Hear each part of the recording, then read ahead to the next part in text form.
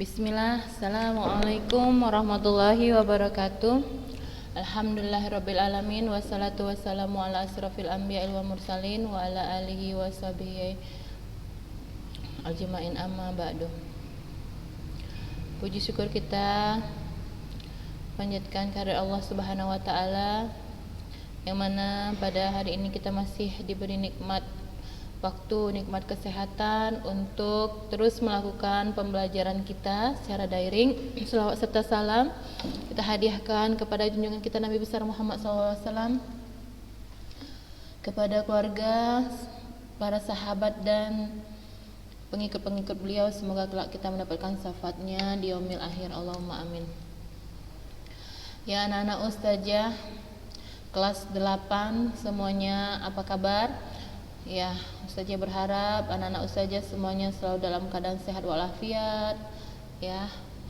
Kemudian tetap semangat untuk terus mengikuti pembelajaran daring ini untuk semua mata pelajaran, ya. Dan semakin giat ke depan, ya, untuk belajar. Nah, anak-anak ustazah semuanya jazakumullah khair, ya, yang sudah berusaha keras untuk melakukan ujian PTS, ya, dengan usahanya, ya, mengikuti ujian, kemudian mengirimkannya pada waktunya, ya, mengirimkannya pada waktunya dengan baik, ya. Dan adapun anak-anak ustazah, ya, yang belum, ya, mengirimkan, ya, tugas-tugas yang masih bisa dikirimkan, ujian-ujian, ya, yang masih bisa dikirimkan seperti mata pelajaran yang dimodulkan. Nah, disegerakan, ya, anak-anak ustazah, ya. Karena jika tidak nanti anak-anak ustazah mengirimkannya, maka nilainya kosong, ya, maka nilainya kosong. Jadi anak-anak ustazah semuanya, ya, bersemangat, ya, untuk menyelesaikan tugas-tugas ujiannya yang masih tertinggal.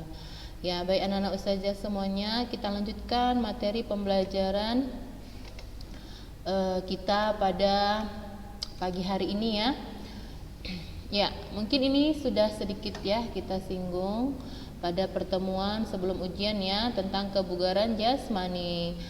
Sebelumnya kita masuk materi atletik, ya. Atletik itu materi terakhir adalah tolak peluru, ya, anak-anak ustazah. Nah, kita masuk bab baru, ya, yaitu kebugaran jasmani, bab 5. Nah, kita lihat di sini. Pembelajaran aktivitas kebugaran jasmani, ya. Mungkin tidak ada salahnya, ya, Nak, kita ulang-ulang sedikit, ya. Kita ulang-ulang kembali sedikit tentang pembelajaran kebugaran jasmani ini, ya, Nak. Nah, kita lihat di sini. Kesegaran jasmani atau physical fitness merupakan salah satu aspek fisik dari kesegaran menyeluruh atau total fitness. Kesegaran jasmani memberikan kesanggupan kepada seorang untuk melakukan pekerjaan produktif sehari-hari tanpa adanya kelelahan berlebihan dan masih mempunyai cadangan tenaga untuk meningkatkan waktu, ya, senggangnya dengan baik maupun melakukan pekerjaan yang mendadak. Nah, jadi yang dikatakan kebugaran jasmani itu, ya, merupakan suatu pembebanan yang dapat ditanggung oleh fisik kita, ya, dalam mengerjakan pekerjaan rutinitas sehari-hari tanpa kita mengalami kelelahan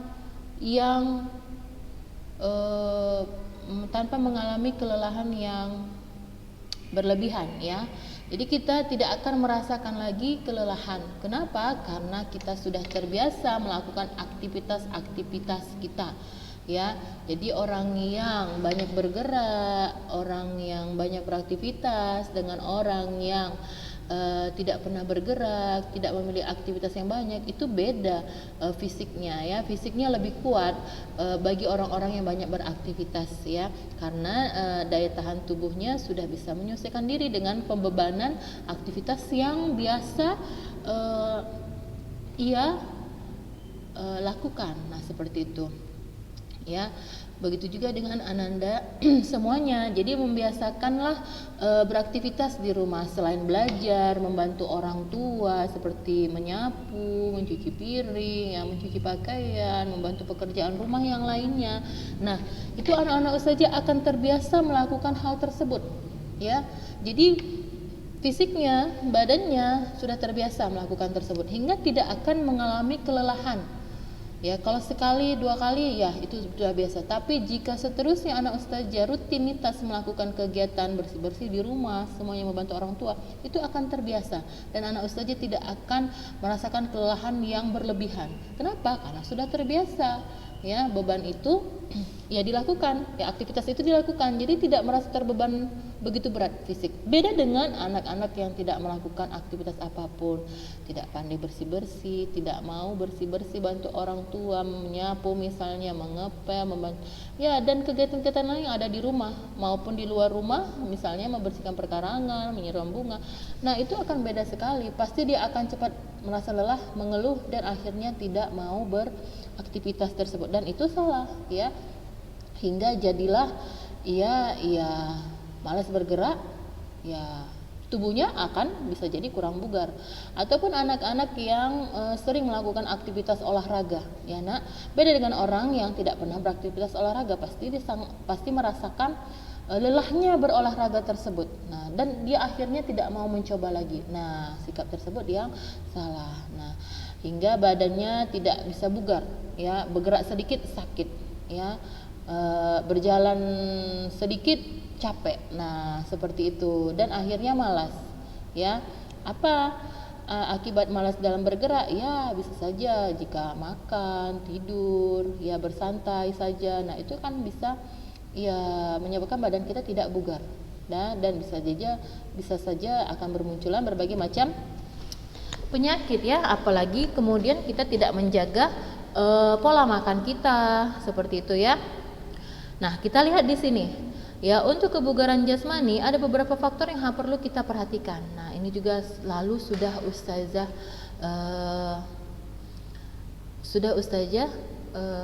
jelaskan, ya, sudah kita bahas sedikit, tapi tidak mengapa ya nak, kita ulang-ulang, ya. Masalah kesehatan. Nah, masalah kesehatan, jika kita malas beraktivitas, bergerak, ya, bergerak, merapikan rumah, apa kabel olahraga, ya, karena olahraga itu penting, ya nak. Setidaknya setiap pagi kita harus ada lari pagi, setidaknya keliling halaman, misalnya keliling halaman samping rumah, depan rumah, ya, atau di teras misalnya 5 kali bolak-balik lari. Nah, seperti itu, lari bolak-balik, ya kan, misalnya, atau berjalan bolak-balik misalnya, dengan ya manfaatkan lapangan, halaman, ruang yang ada, ya kan. Nah, itu juga bisa membuat kita bugar. Nah, hingga menghindarkan kita dari masalah kesehatan, seperti misalnya keadaan kesehatan yang tidak baik, ya, karena daya tahan kita menurun, ya. Nah, kemudian penyakit menular dan menahun. Nah, ini mempengaruhi faktor yang mempengaruhi kesehatan kita. Kemudian masalah gizi. Nah, kurang protein, kalori, gizi rendah, gizi yang tidak memadai. Nah, kemudian misalnya jika kita kurang bergerak, kemudian makanan yang kita makan juga sesuka hati, semuanya kita konsumsi. Misalnya kita bisa membeli apa saja, bisa mengkonsumsi apa saja, ya.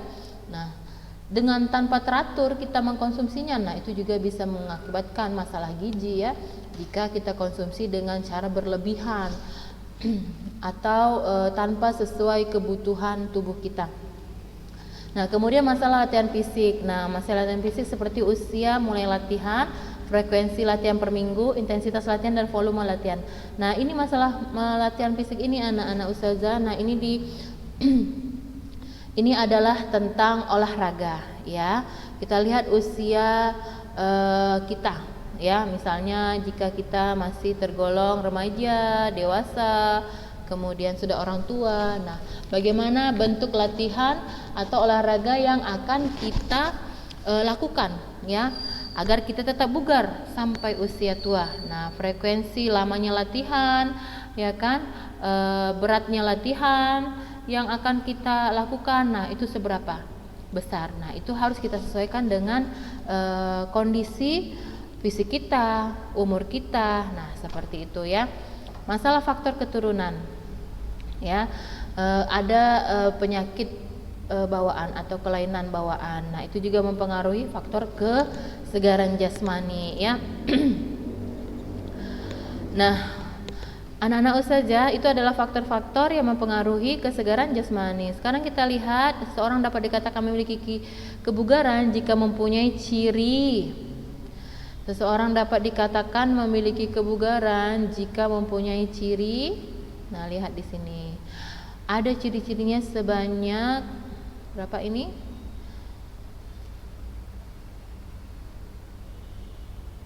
12 ciri, ya. Ada namanya daya tahan jantung atau peredaran darah dan paru-paru. Nah, ini biasanya disebut dengan kardiovaskuler juga, ya. Kemudian yang B, kemampuan adaptasi biokimia. Kemudian C, bentuk tubuh. D, kekuatan otot. E, tenaga ledak otot. F, daya tahan otot.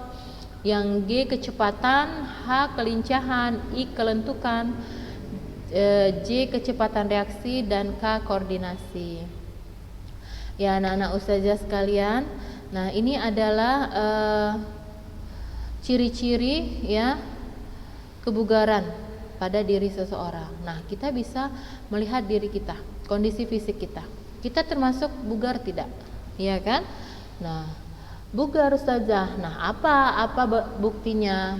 Misalnya jika disuruh menyapu saja kita malas, nah kita belum bisa dikatakan bugar. Kenapa malas? Karena malas bergerak. Ya, jika seseorang itu bugar, sehat, ya, dia tidak merasa terbeban dengan pekerjaan-pekerjaan yang ada di rumah. Misalnya ya, pekerjaan-pekerjaan ringan, dia sudah terbiasa, ya, bahkan tanpa harus disuruh dia melakukannya. Dia cepat melakukannya, lincah melakukannya, ya.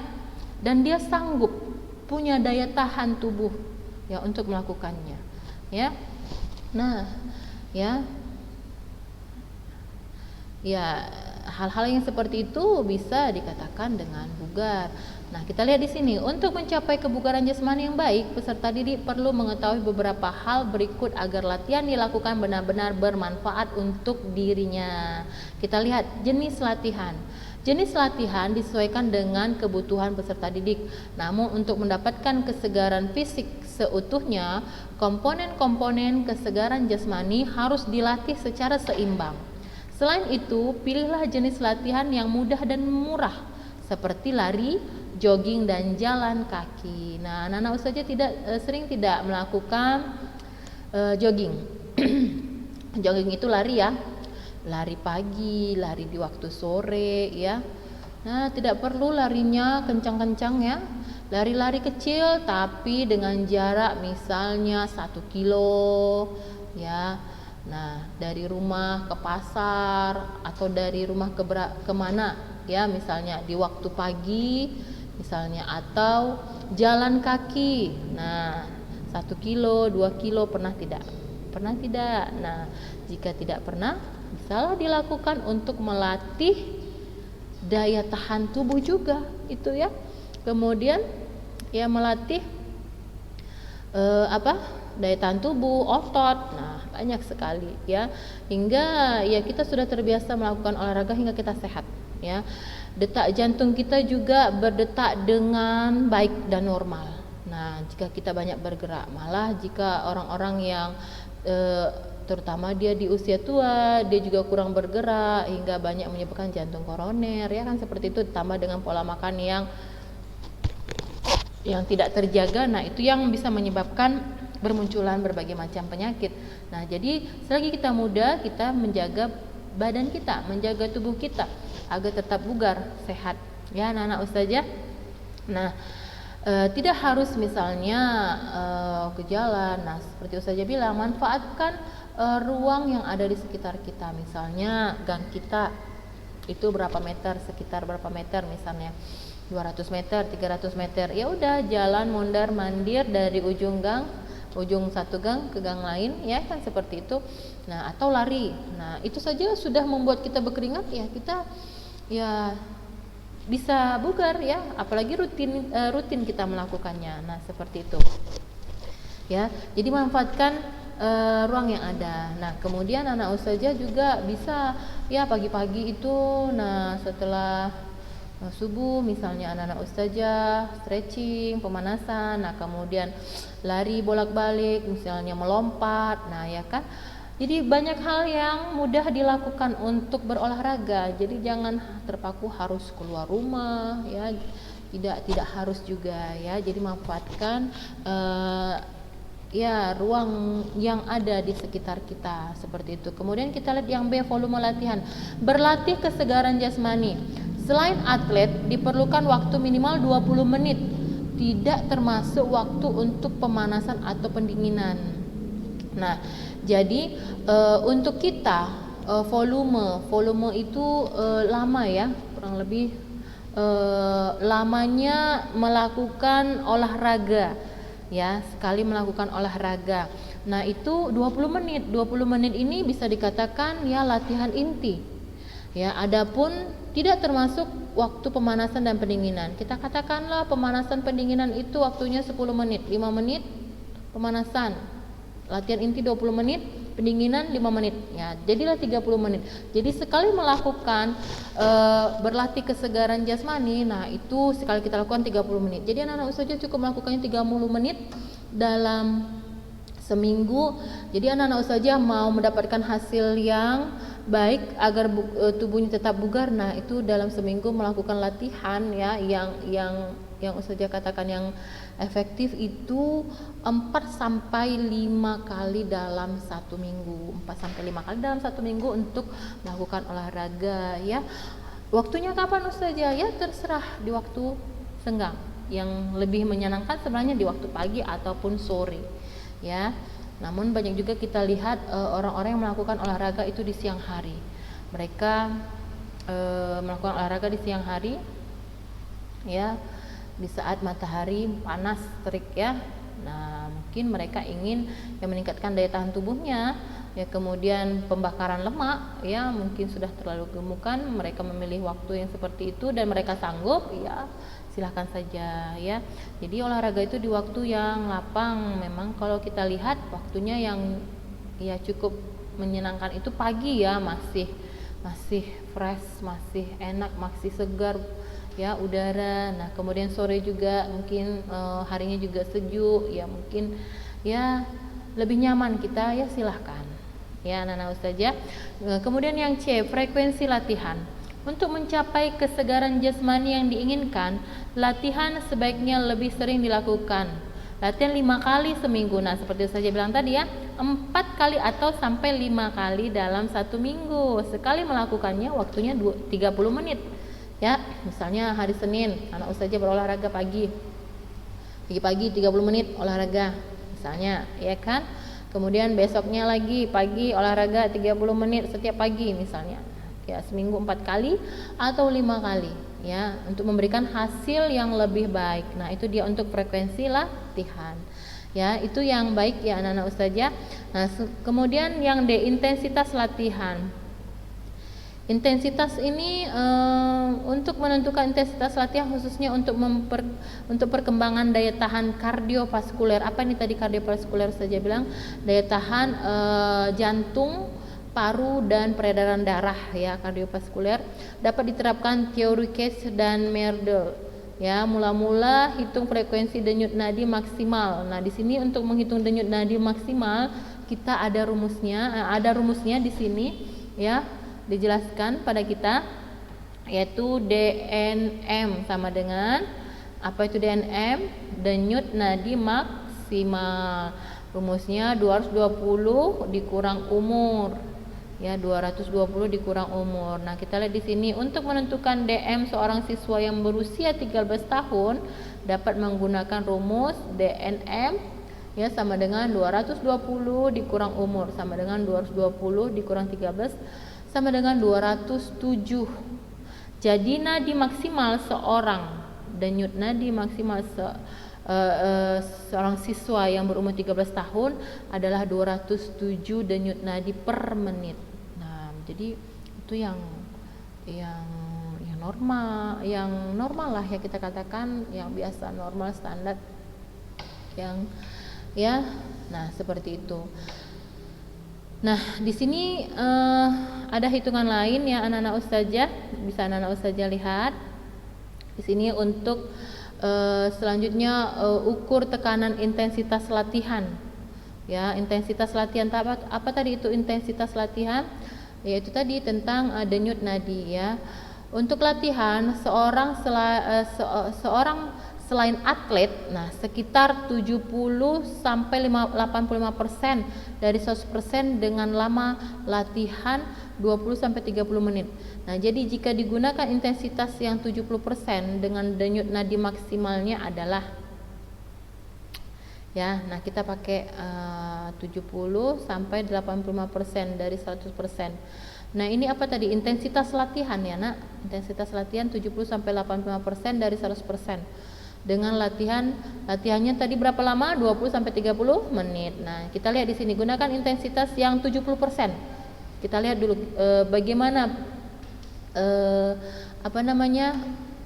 perbandingan denyut nadinya ya. Kita lihat jika digunakan intensitas yang 70% dengan denyut nadi maksimalnya adalah, kita masukkan rumus tadi, 220 dikurang umur dikali 70% sama dengan 220 dikurang 13, umurnya tadi 13, dikalikan intensitas latihannya 70% ya, sama dengan berapa? 207 dikali 70 per 100 ya, sama dengan 145 denyut nadi per menit. Nah, ini jika kita mengikuti aktivitas latihan ya, 145 denyut nadi per menit ya, ini setelah digabungkan semuanya ya, kurang lebih seperti ini ya, Nak, perhitungannya ya. Namun ini untuk diketahui saja secara umumnya. Jika anak ustazah bisa melakukan seperti ini ya Masya Allah ya, dengan hitungan denyut nadi seperti ini, dan anak ustazah dengan hitungan denyut nadi seperti ini, dan anak ustazah melakukannya dengan maksimal. Tapi ya ini untuk diketahui oleh anak-anak ustazah semuanya saja ya. Seharusnya seperti inilah hitungan denyut nadi bagi anak-anak yang yang rajin berolahraga ya, rajin berolahraga, dia bisa mengetahui denyut nadi per menit. Nah, ketika tekanan intensitas latihan dilakukannya seperti ini ya. Jadi mungkin jika kita yang tidak rutin seperti ini mungkin belum tentu bisa dapat ya kan. Nah, denyut nadi artinya apa? Ini kencang, denyut nadinya itu kencang ya kan, karena dengan latihan yang maksimal seperti ini ya.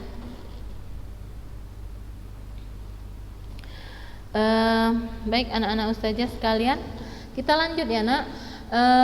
Yang B, konsep kekuatan dan daya tahan otot.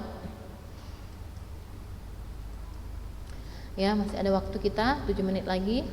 Konsep kekuatan dan daya tahan otot. Apa itu kekuatan otot? Kemampuan sekelompok otot melawan beban dalam suatu usaha. Misalnya kemampuan otot lengan mengangkat kursi. Sedang daya tahan otot adalah kemampuan sekelompok otot melakukan serangkaian kerja dalam waktu lama. Kemampuan sekelompok otot melakukan serangkaian kerja dalam waktu lama. Ya, misalnya kemampuan otot lengan dan tungkai untuk memindahkan kursi dari satu tempat ke tempat lain dalam jangka waktu yang lama.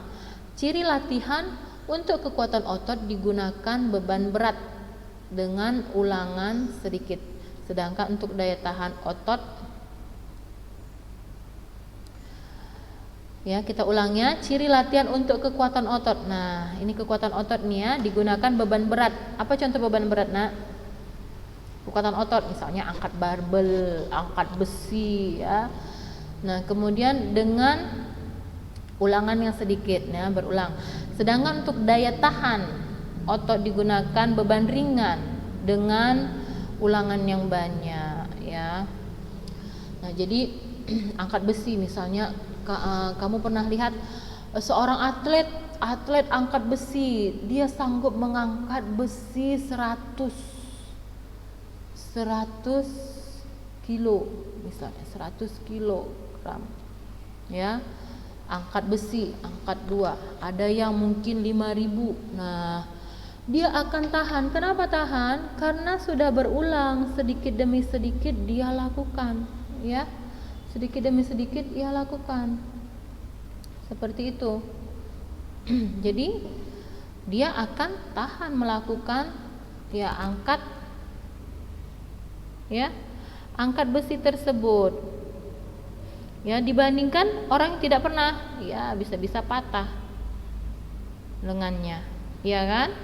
Nah, jadi butuh semangat yang kuat, butuh daya tahan stamina yang tinggi ya untuk orang yang melakukan latihan kekuatan otot dan daya tahan otot ini. Nah, kita lihat di sini. Sedangkan daya tahan otot ya digunakan berbandingan dengan ulang ya. Jadi untuk supaya tahan, awalnya kita angkat barbel dulu. Nah, berulang ya, rutin ya dengan waktu tertentu. Nah, besok angkat lagi yang lebih berat dari barbel awalnya, misalnya sanggup 5 kilo dilakukan. Misalnya sanggup diangkat, diturunkan sampai misalnya awal 5 kali. Kemudian dilatih lagi sampai 7 kali ternyata. Ya, diangkat diturunkan. Kemudian selanjutnya 10 kali hingga ini sudah bisa, sepertinya bebannya ditambah dengan 7 kilo. Nah, seperti itu lama-lama bagaimana? Berapa kilo? Misalnya 10 kilo. Nah, seperti itu. Jadi terus menerus. Jadi olahraga itu rutin dilakukan terus menerus hingga tidak merasakan lagi lelah yang berlebihan berarti. Kenapa? Karena sudah terbiasa. Ya. Beda dengan kita yang nggak pernah angkat besi, mungkin sekali angkat udah kualan, udah kapok, nggak mau lagi kan gitu kan. Nah, jadi mereka yang punya semangat yang tinggi untuk meningkatkan daya tahan kekuatan ototnya, pasti mereka akan terus berlatih hingga mereka mampu sanggup mencapai tahap ya yang maksimal ya. Nah, seperti itu. Nah, kita lihat di sini takaran latihan untuk meningkatkan kekuatan daya tahan otot diperlukan frekuensi latihan 3 kali per minggu dengan intensitas daya tahan 70% dan kekuatan 80 sampai 100%. Nah, ya. Ya, ini ya, berarti latihan kekuatan daya tahan otot ini 3 kali dalam 1 minggu ya. Dengan intensitas daya tahannya 70% sampai 70% ya. Dan kekuatannya 80%. Nah, ini jika sering berulang-ulang bisa mencapai 100% ya tingkat daya tahannya. Yang C, konsep kelenturan persendian. Nah, kelenturan, pernah dengar kata lentur? Lentur, ya pernah lah ya, sering ya. Nah, kelenturan persendian ya. Nah, biasanya kita kalau tidak pernah bergerak pasti sendi-sendi kita sakit ya. Nah, karena tidak pernah bergerak itu menyatakan sendi kita tidak lentur, kaku.